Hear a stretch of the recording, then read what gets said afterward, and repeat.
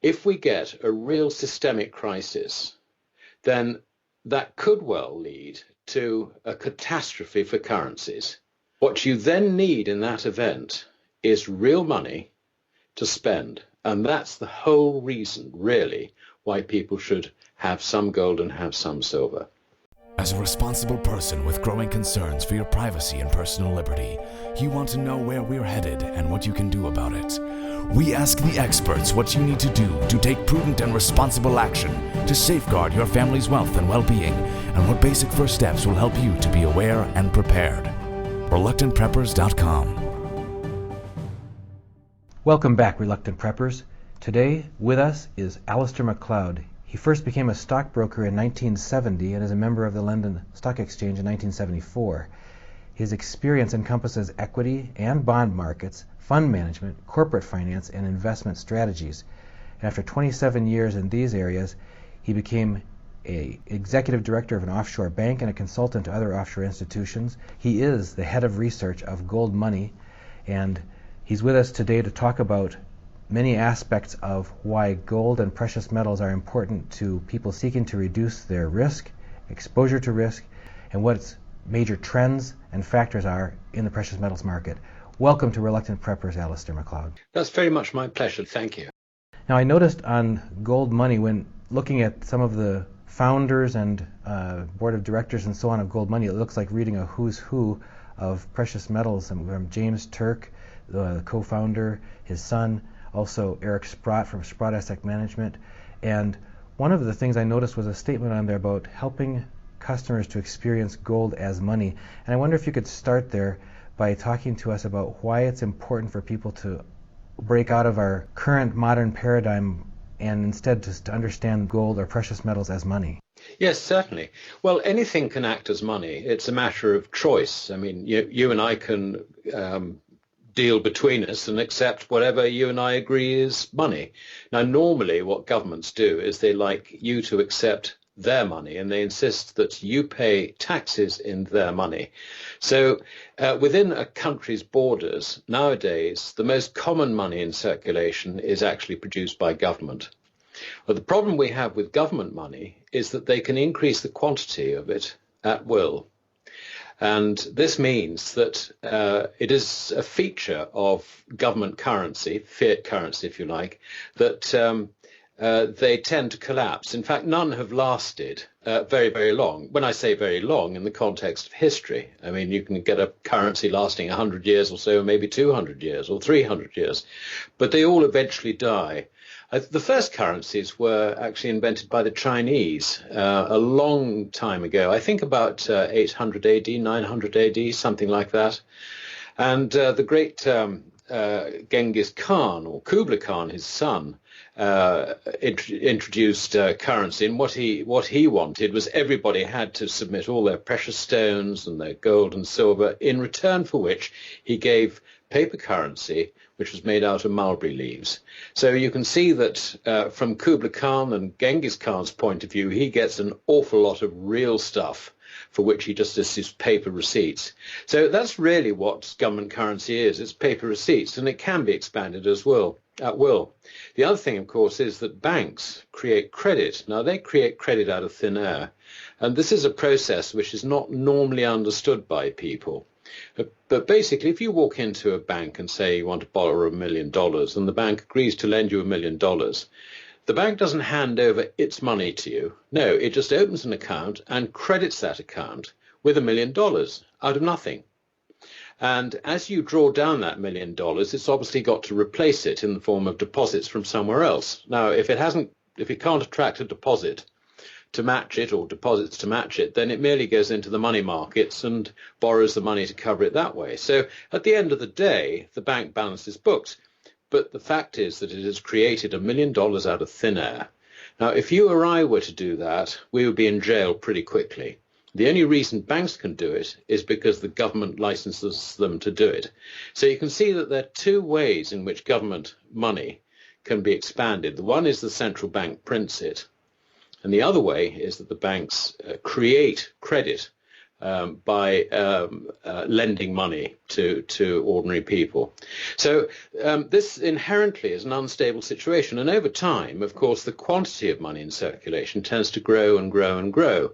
And if you add into that modern macroeconomics, which basically reckons that the cost of money should be kept as low as possible to stimulate the economy, what then happens is that low interest rates lead to the creation of even greater quantities of credit.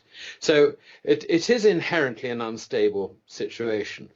Gold, on the other hand, is money that grows only at the pace at which it is mined. And in very approximate terms, that's something like 1.5% to 2% per annum. And it's been like that more or less throughout history, I suppose.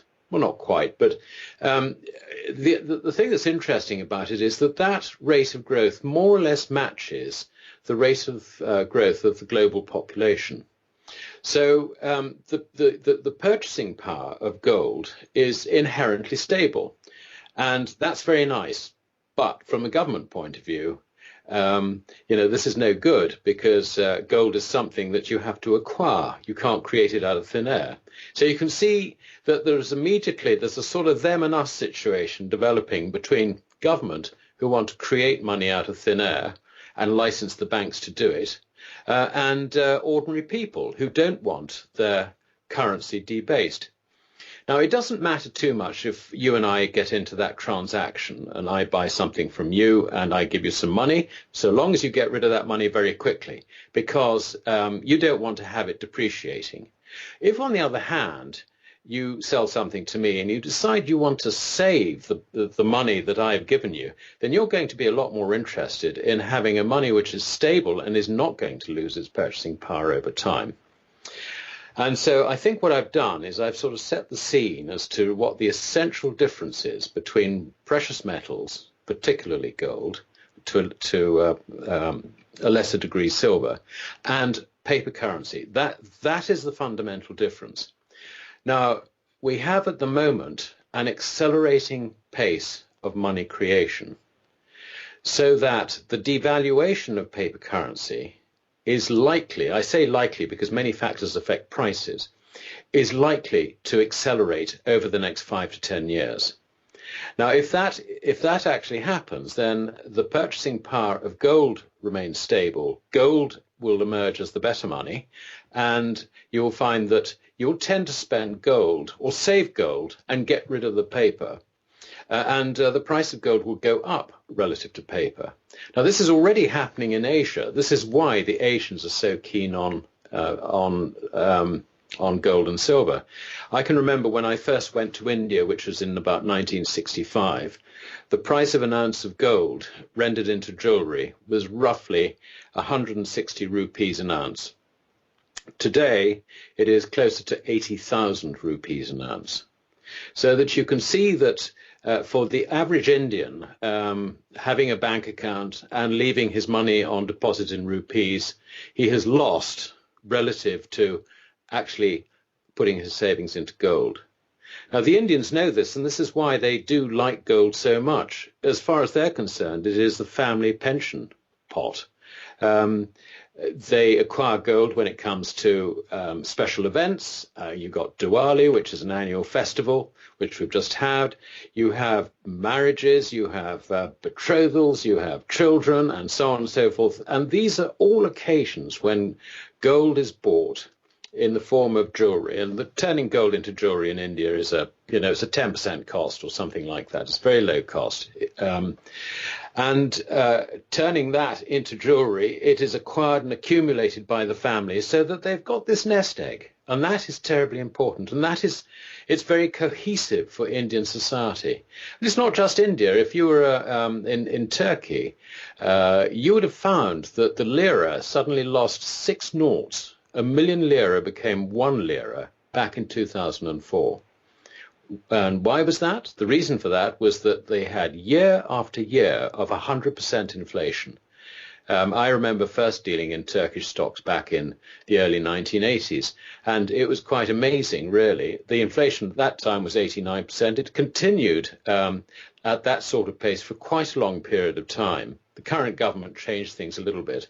But you can see how this impoverishes people. I mean, if you had 1,000,000 lira and suddenly it turns into one, I mean, that's the degree of impoverishment you've had from just pure savings if you'd held those in Turkish lira. And not surprisingly, gold is very much a feature of commerce in Turkey. So that's that's, if you like, the whole raison d'etre, and that's now leading to geopolitical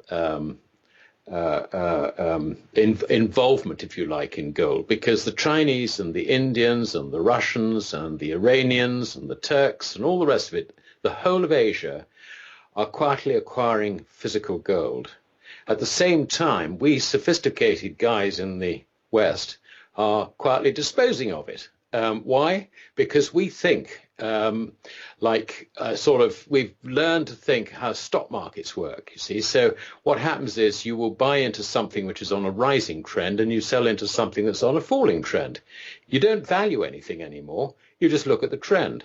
And if the trend in gold is down, then basically you sell your gold. And that's basically what's been happening. Nobody's been thinking in the advanced economies at all.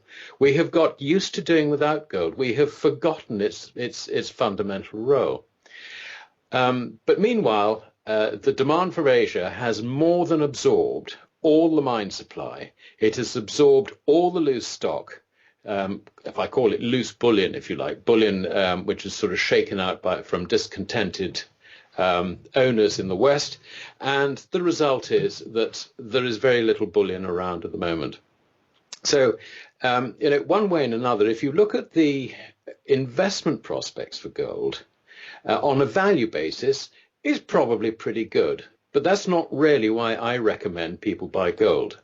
I recommend people buy gold and silver, for that matter, on the basis that if we get a real systemic crisis, then that could well lead to a catastrophe for currencies.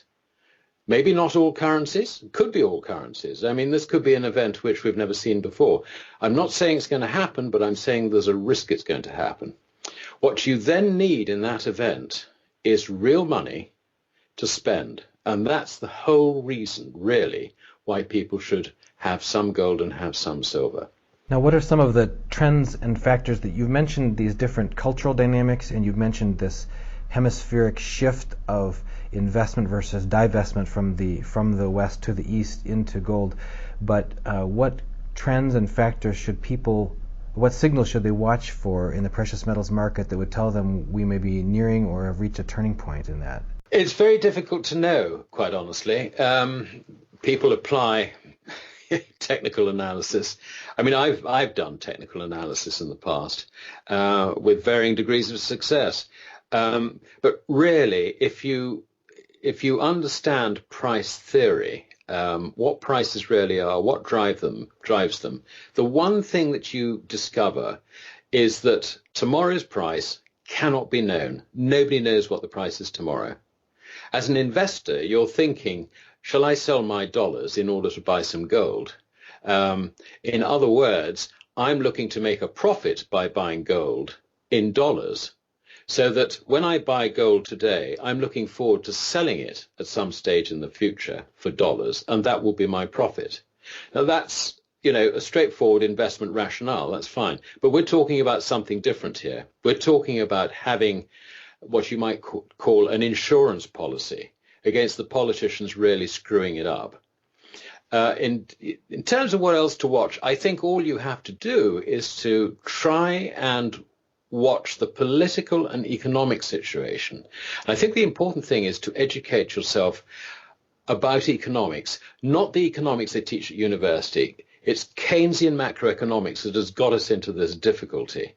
Really, the only way to understand it is Austrian economics, which is, if you like, sound a prioristic theory, economic theory, not mathematics, because mathematics and ratios and all the rest of it assumes that there is a constant factor in prices. There isn't. As I said earlier, tomorrow's prices we do not know. We can guess, and that's about it. I mean, they've been trying to guess these things for millennia. Like opening the entrails of a goat to see what, how propitious the future is. I mean, it doesn't tell you anything, but we believe it does. We like to think we can find something out. The truth is we really do not know. But the best thing I can recommend is have a clear objective as to why you're going to have some gold and silver. Work out how much you will need of gold and silver. And that is a balanced decision, and only you can take it. Don't go to an investment advisor and say, what should I do? You've got to think that fundamentally. Then timing comes in, I suppose. The important thing is at least to have the insurance. You can top up the insurance on falling prices, and you might be able to spend a little bit of your gold and silver from rising prices. But I think that's the way I would look at it, and I would really discourage people from trying to double guess the market, because there's some very big players out there with very, very entrenched vested interests, and they will kill you if you try and trade it. I mean, they really will.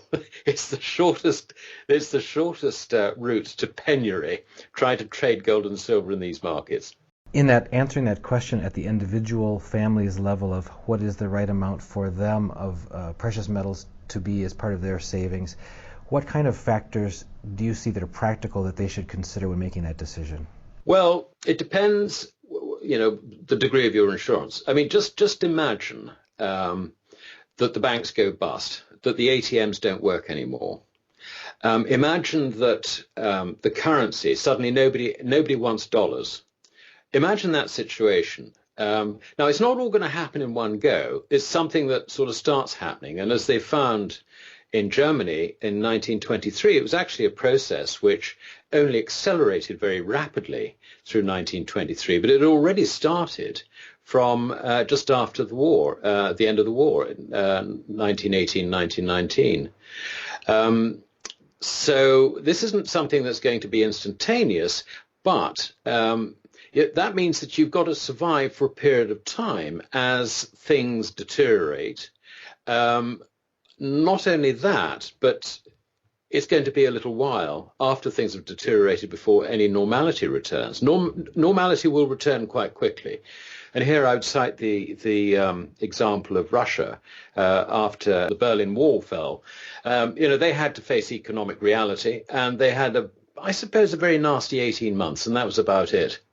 Now, that compares with governments interfering. We've had a pretty nasty time from the Lehman crisis, and here we still are at zero interest rates, robbing savers with artificially low interest rates. Businesses that should have gone bust are still supported by, guess who? You and I, through our taxes. So once things really do go wrong, if government can't intervene anymore, the change will be quite quick. So really, you're looking at putting aside enough savings, I would say, to keep going in today's terms for probably about 6 months. And remember, the other thing is that if this sort of almost Armageddon scene happens, it's not just you, it's also your family, it's your very close friends. This is not, I mean, we don't wish this to happen, believe you me. This is a very nasty situation. It was very well described to me, actually, by an American economist who is a professor at George Mason University. He told me that he was trying to persuade, I think he lived in North Virginia, somewhere like that. He was trying to persuade the state government to distribute gold, maybe silver, to the sort of local taxpayers, where they'd paid state taxes, give them a rebate. And what he wanted to do was to do this in a large enough area so that it could economically survive, if you like, by trading with having some gold and silver. And it was very interesting that here was a senior professor at a university thinking on these terms. And this was 4 or 5 years ago. I doubt if he's managed to get anywhere because, of course, you can be a lone voice, you're crying wolf and nobody listens. But it is interesting. I mean, his proposition was really quite interesting. And he put it like this. He said, look, At the moment, I can go into a baker, I can buy a loaf of bread, that's fine. If I've got no money, I can't go in and buy a loaf of bread. And if there is no money, the baker can't go to the miller and get the flour, and nor can he get it transported to his shop. So, the whole of the economy will seize up if paper currency becomes worthless. What you need under those circumstances is a substitute which works in an area which is large enough to for people to be able to divide their labor and provide the basics that everybody needs. And that, I think, is very interesting. And that, if you like, informs us how the world would be in those circumstances. I don't know if I've sort of painted a little bit of the picture, which hopefully would help your listeners sort of understand what I'm trying to get at. Yeah, I think that 6-month guideline can help people to think about that in terms of what it would take to keep their family solvent and being able to meet their basic needs of life during a protracted difficulty like that. And as you point out, not all of our extended family members are going to be on board for this, so they might want to think about who they might need to also bring along in their lifeboat. But in that question of where to store your precious metals and what form of precious metals, why physical is so important, could you touch on those 2 points? First, why physical precious metals are so important as opposed to paper receipts, that sort of thing, or like GLD or SLV stocks or stock equivalents. And then secondly, what are important factors people should look at when deciding how to store their precious metals safely? Yeah, and basically the way I look at ETFs like GLD is that they are an investment media, which is not quite what we're talking about. I think I've made that distinction. It is important to have physical metal for the very simple reason that derivatives are no more than pieces of paper. And if you have derivatives, then the government can quite easily cancel those derivatives. And this becomes a risk in extremis. I mean, imagine having any piece of paper in Venezuela issued by the government there, and then you get the idea. I'm not saying that the government is going to be horribly evil or anything like that, but the government's responsibilities at a time of crisis is basically against the individual and in favor of the status quo. They will do anything for the government to survive and continue to govern, because the way they look at it, if they can't govern, then chaos will ensue. So they will take your property if it helps them further that objective. And when you have gold and silver, let's just start with gold and silver substitutes, then that is very, very easy for them to destroy. When it comes to actually owning gold and silver, silver is slightly more difficult because that's it's mainly a commercial metal nowadays. But gold is potentially a problem. And as Americans saw back in 1933-34, it was confiscated, and then the dollar was devalued. Now, that's not a situation that you want to see again, where the government confiscates it. I think it's very difficult nowadays with so much international as opposed to domestic finance and financial markets. It's very difficult for, I think, any government to introduce legislation to confiscate gold. But, it's not going to necessarily stop them trying it in extremis. So it makes sense. That's the first clue that I would give anybody. It makes sense to store your gold in a foreign jurisdiction. Now, I'm not saying that you break the law. All I'm saying is that if you are separated from the bulk of your gold or silver, then it is less easy for the government to force you to hand it over. I mean, you can just leave the country and then they can't touch you. It's as simple as that. Now, that is in extremis. It obviously also makes sense to have some gold and silver for local transactions, because obviously if you're going to store something in a foreign country, it may not be immediately accessible. And I would say that it is a store of value which will see you through the crisis and be useful to you once some normality returns. The other feature of storing gold and silver in physical form abroad is that you don't want to put it in the banking system because, again, the banks are licensed by governments and governments can confiscate anything that the banks hold on your behalf. So this is why actually James Turk set up gold money. He wanted to offer people a facility to store their gold and silver outside the banking system and therefore insulated from the systemic risks which even back in 2002 he saw was going to be an increasing problem over time.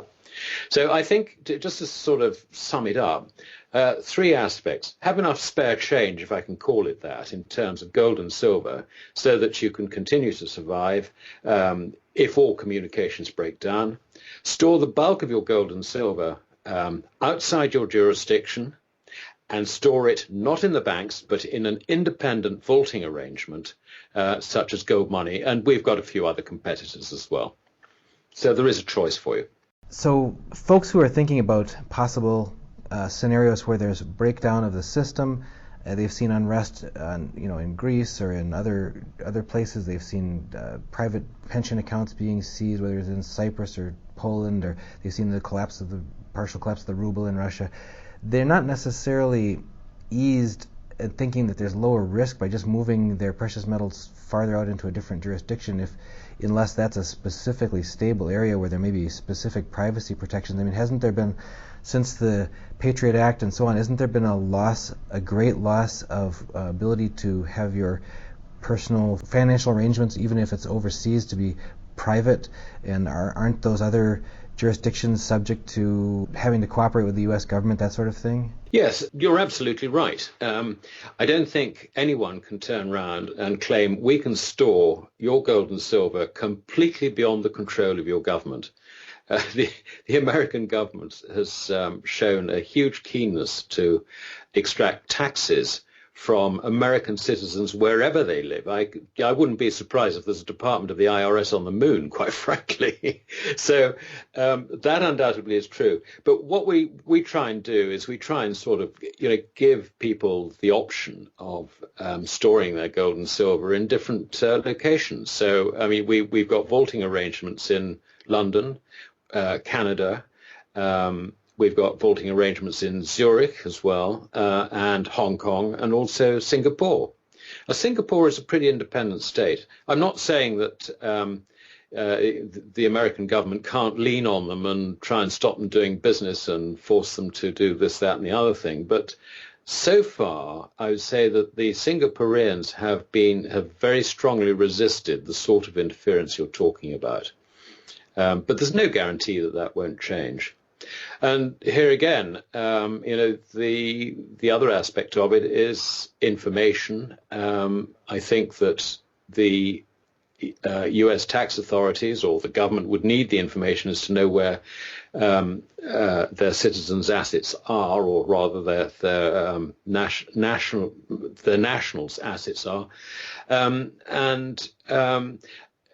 that is something again which you cannot eventually prevent. I mean, we've seen that Swiss private bankers have been arrested as soon as they've gone into, as soon as they've sort of arrived in New York airport, and they get arrested and they get lent on, and eventually the bank has to sort of cough up the information. So. Your government are a pretty nasty lot when they want something, and we all know that. And I would not advocate, and I would certainly not want to be perceived as advocating, storage of metals abroad is a means of breaking the law. Now, I wouldn't say that at all, but all I would say is that it allows you to retain control over your own property within the law. That's the important thing. Now, I can see a situation potentially arising where my gold and silver, which I store through gold money, or most of it anyway, if the British government started leaning on me, then I would just fly out of the country, and then they wouldn't be able to do anything about it. So there are ways in which you can get around this problem. But the one thing we've got to be absolutely clear is that we're not talking about working outside the law. We're talking about retaining control of our assets legally, and that's the important thing. It certainly is important to many of our families and listeners who want to find out ways that they can reduce risk to their family going forward. And if they want to find out more of your work and find out more about the services and storage options that Gold Money offers, where can they find out more? Well, on the internet, it's goldmoney.com, www.goldmoney.com. We're based in Jersey, in the Channel Islands, not New Jersey in your part of the world. Our offices are there, and we operate from there. And the point about Jersey is that legally, it's got a very, very strong legal system. They respect property rights there. And that is very, very important to us as operators, that our customers are protected in that way. I also have my own website, which is financeandeconomics.org, O-R-G. And on there, you will find most of the stuff I write for Gold Money, but also occasionally when there's something that isn't suitable for Gold Money's site, I might publish it on Finance and Economics. Well, we certainly appreciate you joining us here on Reluctant Preppers, Alasdair, and we'd love to have you back and to delve into some of those areas of other fundamental aspects of the precious metals market, as well as current events in the real world of politics, especially because you mentioned that from those real world events are going to emerge some of the dynamics that are going to force some of people's livelihoods and lives into different directions, before which we hope that people have taken the prudent action of protecting themselves through making sure that they have a sufficient stock of real money. So thank you, Alasdair MacLeod, Head of Research for Gold Money, for joining us here on Reluctant Preppers. That's my pleasure.